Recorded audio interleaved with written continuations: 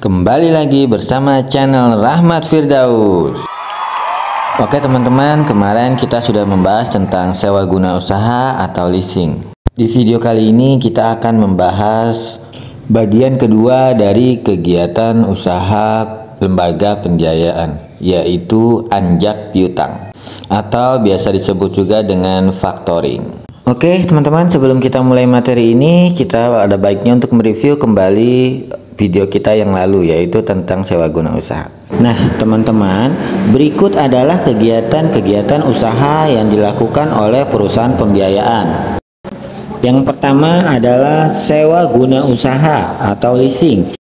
Sewa guna usaha atau leasing adalah kegiatan pembiayaan dalam bentuk penyediaan barang modal, baik setara sewa pembiayaan atau finance lease maupun sewa operasional, operating lease. Nah teman-teman, leasing mungkin adalah salah satu kata nih yang paling sering salah diartikan dalam kehidupan sehari-hari. Umumnya orang-orang akan menganggap leasing sebagai kegiatan kredit pembiayaan kendaraan bermotor, padahal leasing lebih tepat diterjemahkan sebagai sewa guna usaha.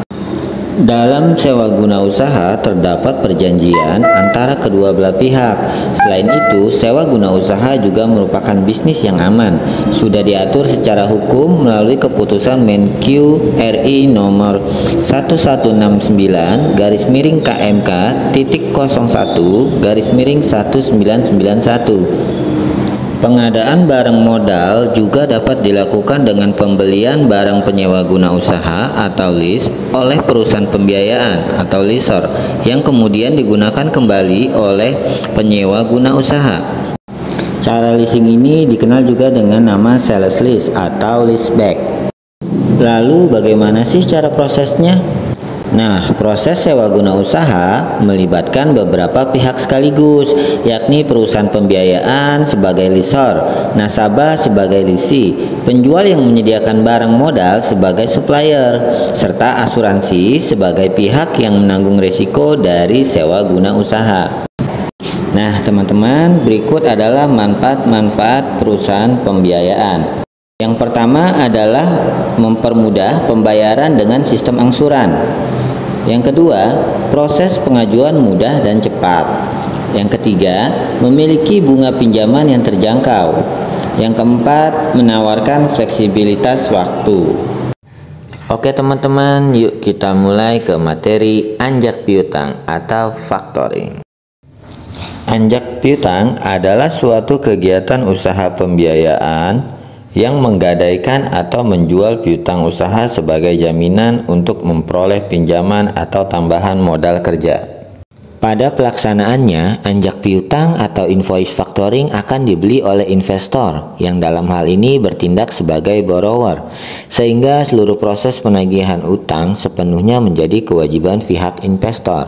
Dalam proses pelaksanaannya akan ada 3 pihak yang terlibat langsung di dalam kegiatan ini.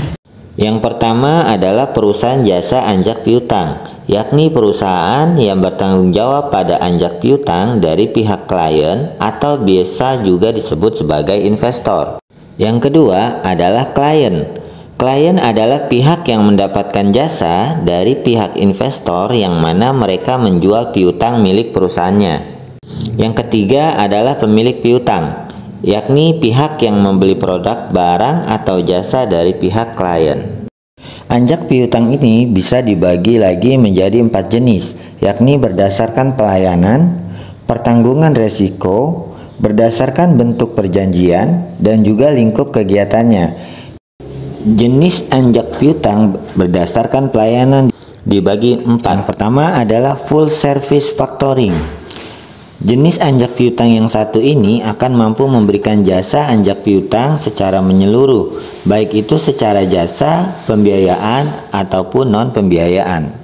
Yang kedua adalah bulk factoring. Bulk factoring ini mampu memberikan informasi terkait jasa pembiayaan dan pada saat jatuh tempo kepada pihak nasabah atau pihak pemilik piutang tanpa memberikan jasa lainnya seperti resiko piutang, fee penjualan, dan lain-lain. Yang ketiga adalah maturity factoring. Maturity factoring adalah jenis anjak piutang yang mampu menyediakan jasa proteksi atas resiko piutang dan juga administrasi di dalam penjualan secara menyeluruh. Yang keempat adalah finance discounting. Finance discounting akan menyediakan suatu fasilitas pembiayaan tanpa turut ikut serta dalam hal menanggung risiko pada piutang yang tidak tertagih. Dalam proses pelaksanaan, penyediaan dana tunai ketika penyerahan faktur pada investor berjumlah hingga 80% dari nilai faktur dengan besaran pembiayaan yang sesuai dengan batasan kredit. Jenis anjak piutang berdasarkan penanggungan risiko ada dua, yaitu yang pertama adalah recourse factoring. Recourse factoring akan memiliki peraturan bahwa pihak perusahaan investor tidak bisa mendapatkan tagihannya secara penuh dari pihak debitur atau nasabah. Untuk itu, dalam hal ini klien masih memiliki tanggung jawab dalam melunasinya. Yang kedua adalah without recourse factoring.